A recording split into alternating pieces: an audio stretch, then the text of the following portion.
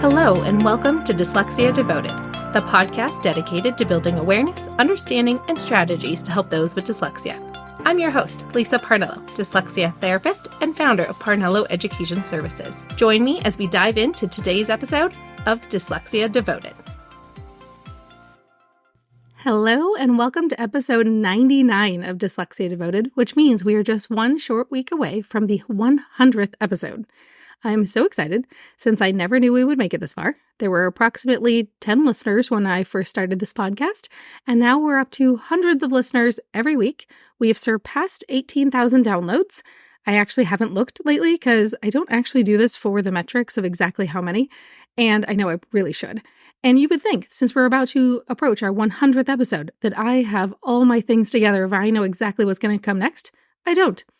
I am a small business, and my main priority is helping kids and their families, and in the few minutes I have before a client comes in first thing in the morning, or a few minutes that I have on the weekend, that's when this podcast gets recorded, and it's really just to help all of you guys.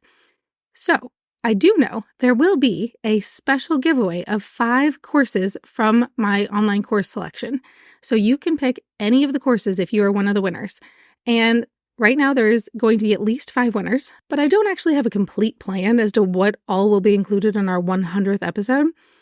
But just know that if you are on the Dyslexia Devoted newsletter, you are automatically entered to win one of those 5 courses.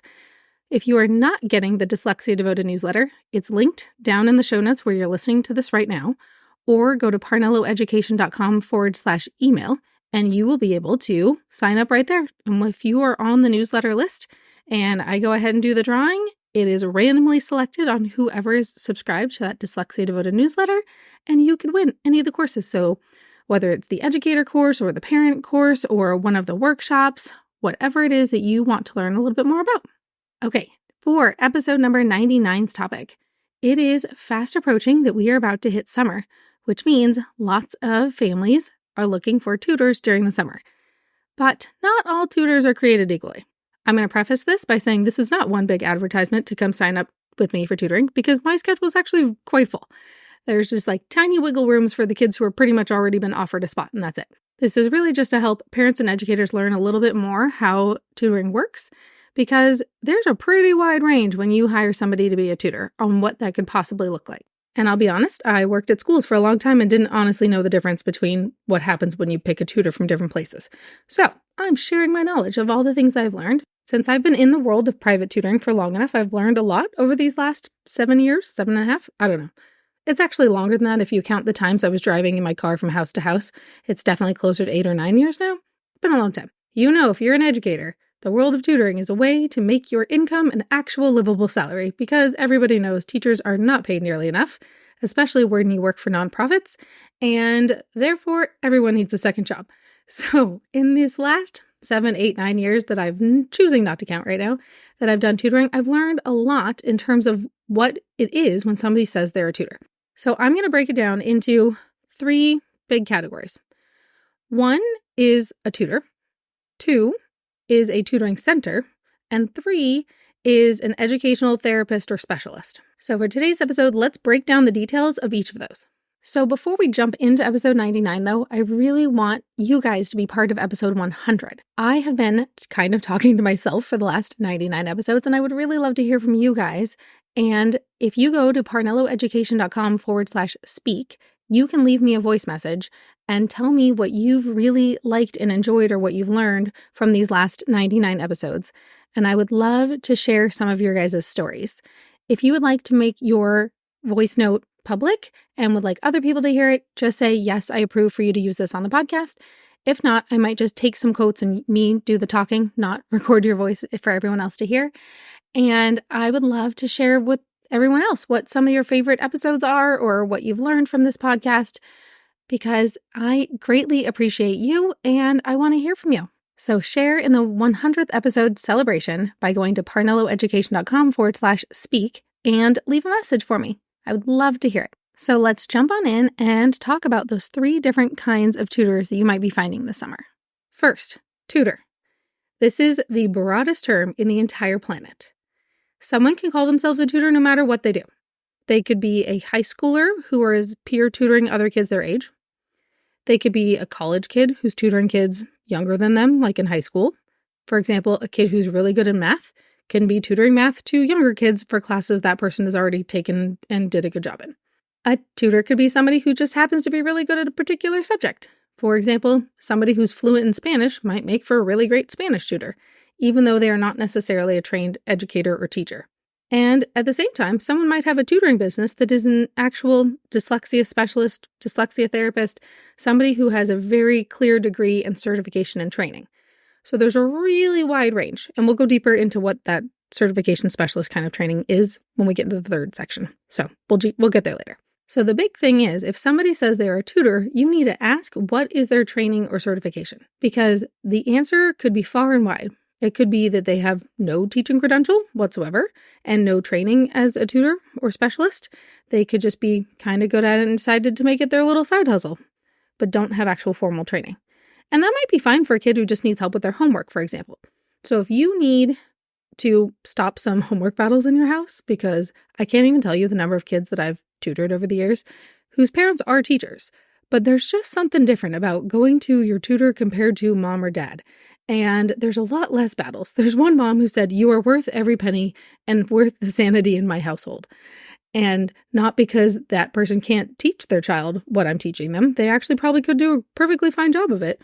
But in terms of relationships, it saves their sanity. One thing that is definitely a benefit to a private tutor is that typically you can customize that to whatever you want it to be. It is actually one of the reasons I pretty much never get angry emails. Actually, that's a lie. I've gotten a few, but they're usually from wackadoodle podcast listeners or somebody who feels entitled to my services when I don't actually work with them. Any of my current clients, I thankfully do not get any angry emails from. And one reason for that is because as a private tutor, I only work one-on-one with kids, and therefore I can work on whatever it is that kid needs. So if mom and dad ask for writing all of a sudden instead of reading, I can easily make that switch to writing because I'm pretty good at teaching elementary kids how to write. So even though I have a certain specialty and that's why they started coming to me, I can easily adjust and make plans for that particular student. If they get a report card or a parent-teacher conference that says, "Oh no, there's this other area that's a big problem now that wasn't a problem before," we can easily make a switch and change things up. Because I'm a private tutor, my entire plan is to make that child successful. I don't really care what direction we go in, as long as we are helping them on the path to success, whatever that happens to look like. The other benefit of private tutoring is that a lot of times you can customize your schedule in a lot of different ways. A lot of times there's a lot more flexibility in terms of what that looks like. And cost is typically significantly less with a private tutor than part of a tutoring center.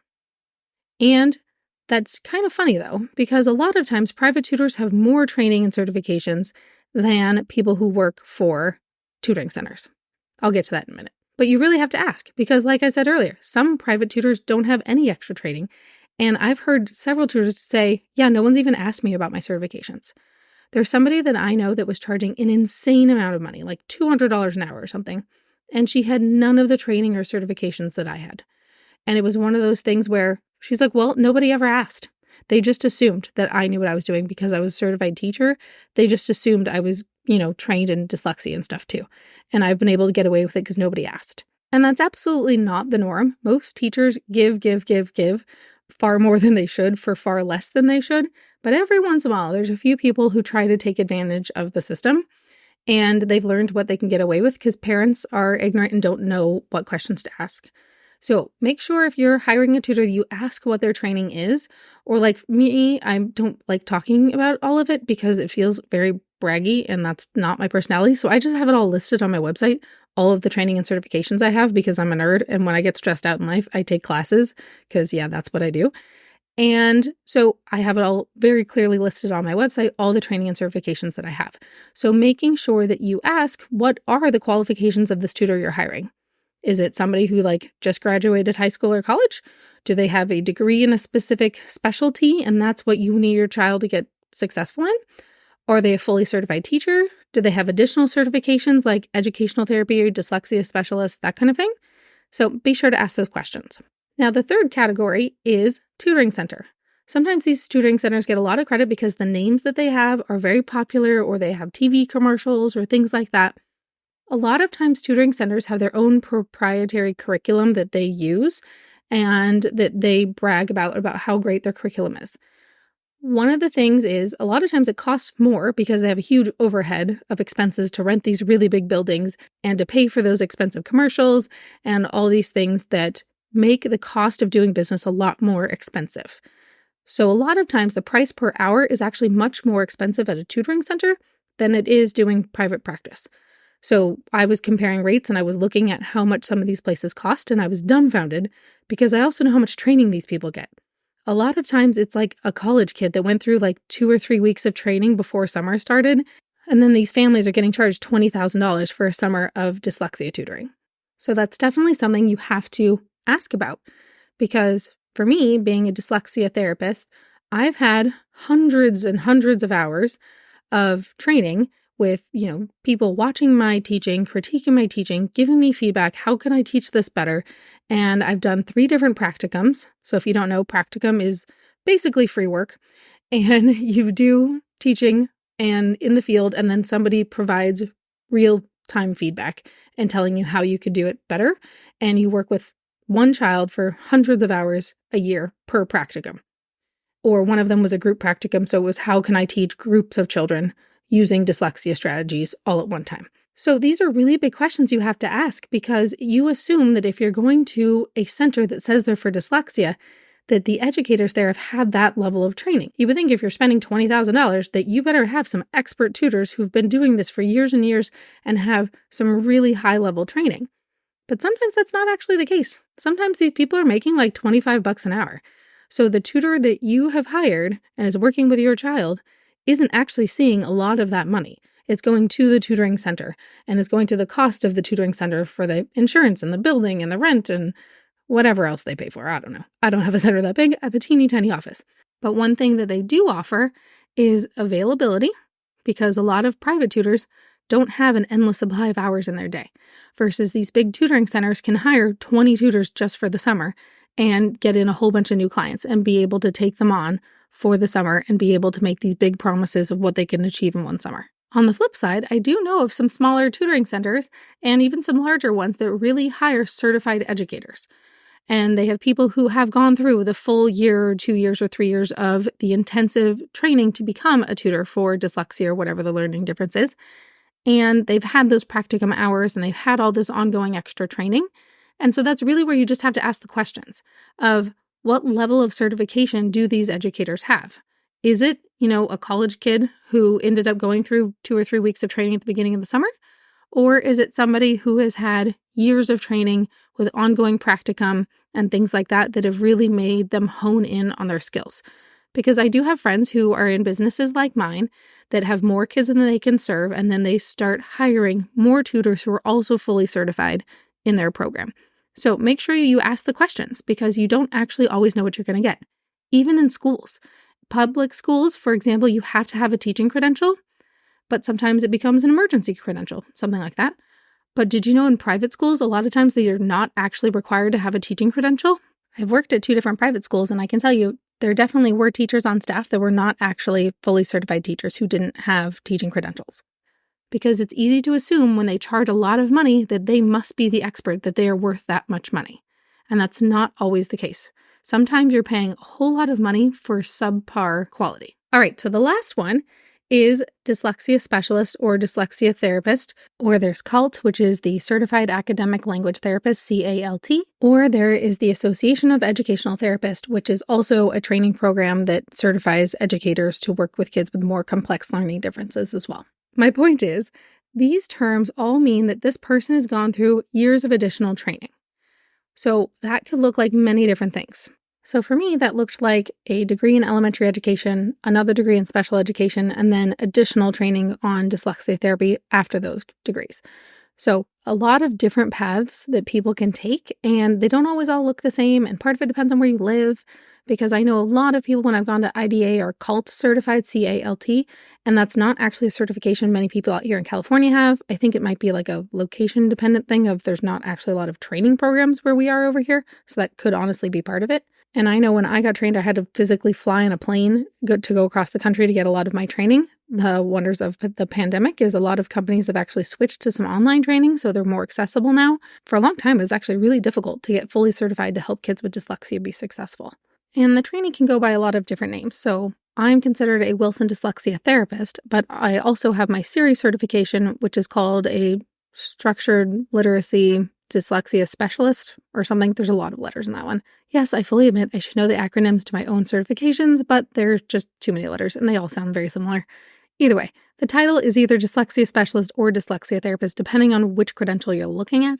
And the names can vary depending on which program and which certification they went through. But the point is, you just need to make sure whoever you're working with actually does have training and actual certifications, not just like a 3-day workshop. When you hire somebody who is a dyslexia specialist or a dyslexia therapist or an educational therapist, that means that person has a very high level of training and they've learned all about how testing works and analyzing errors and knowing how to target specific skills.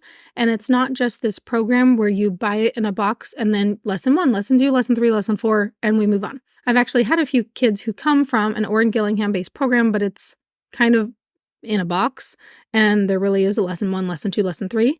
And so they've sort of been taught all the skills, but they don't necessarily go to mastery and things like that. So somebody who has a certification as being a dyslexia specialist or dyslexia therapist or educational therapist, those people have higher levels of training, and oftentimes this will cost you more. So it is the equivalent of, for me, getting a second master's for the amount of training I have in addition to my original special education master's. There's an actual master's program. I just was being really cheap and didn't pay to get all the units. Not gonna lie. That is one of the weird things in the world of teaching is it doesn't count if you don't pay somebody extra for the units. So you can take all the classes, get all those certifications, and unless you paid hundreds of dollars more per unit, you don't actually get the degree that matches it. It's the strangest thing. Anyway, so just knowing your gold star standard is somebody who has that higher level of training. They don't have just the first level. They don't have just a 3-day workshop. They don't have just the first half of a program. They've gotten the full training all the way up to the advanced levels of skills, and those are your gold star standard of what you would dream to have. And I say dream because a lot of times it's few and far between. I am one of very few who's Wilson Level 2 certified in the area that I live in, because I end up getting emails from people asking for support, but there's only so many hours in a day. And you can only help kids when they're awake. So even if I have more time at the end of my day, we all need to sleep at night. Okay. So let's kind of recap what all these things are, and I hope I didn't ramble too much, but it's a possibility I did. Anyway, we have tutors. Tutors can run a really wide range. They can be everything from somebody who just graduated from school but was really good at a particular subject, so they're tutoring in it, or it could be a full-fledged certified teacher who does it to make some extra money after school because we all know teachers don't get paid enough. It could be somebody who's like me and is all the way at the advanced dyslexia therapist level and once again, wasn't getting paid enough and needed to make more money, so I worked after work. So it's a really wide range. Make sure you ask questions. Tutoring centers. They often have benefits of being really easy to access, and you can get a lot of appointments and you can be able to get a full summer schedule all mapped out. The downside is they may not have as much training and certification as you would assume that they do. They have a program that is known to be an effective program, but there's high turnover of these tutors because they're basically getting paid minimum wage, even though you're paying $20,000 for a summer. So make sure that you ask questions about what level of training and certification these people have. Because sometimes there are tutoring centers that I know people who have businesses like mine that just didn't have enough hours in the day and they hired teams of other certified tutors. So when you check in with a tutoring center, make sure you ask those questions because they can just charge you a lot of money without actually having very trained or certified people doing the teaching. And then the third option is to have somebody who is at the dyslexia specialist level, which is the terminology they use for the Academy of Orrin Gillingham and CERI, or a CALT, which is Certified Academic Language Therapist, CALT, which is one that I've seen a lot more certifications of if you were like Texas and East. I don't know very many programs or people who have that label here on the West Coast. So it also depends on where you get your training on what it's called. Or there is the dyslexia therapist credential. So I have that because of my work with Wilson, but I also have all sorts of other trainings like letters and all this other stuff. And I've also done the things to go ahead and get the formal certification separate from Wilson. And then there's an educational therapist, AET. A lot of times educators are not trained to that level, or even if they are, their schedules get very, very full. And it's sometimes hard to get access to somebody who has that level of training. But that would be the dream for a parent who really wants the best certification for the educator teaching their child, is to have one of those big high-level ones, because a lot of times people who get those certifications were already trained educators to begin with. So you kind of get that extra training in all sorts of different directions, which I find very handy, at least when I'm working with kids, is that I have training in a whole gamut of skills, and therefore it doesn't matter what problem that child is having when they walk through my door, I probably know how to help them.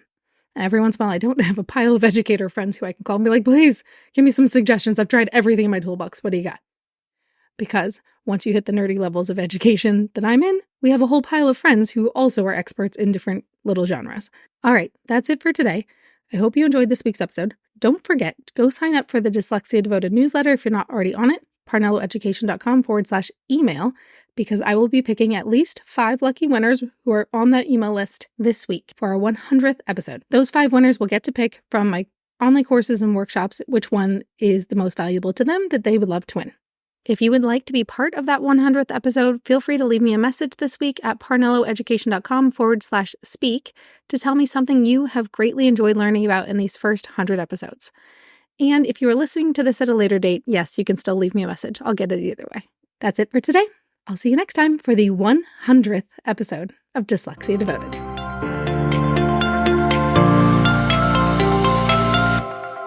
Thanks for tuning in to today's episode. If you want to learn even more about dyslexia, check out parnelloeducation.com/courses. See you next time.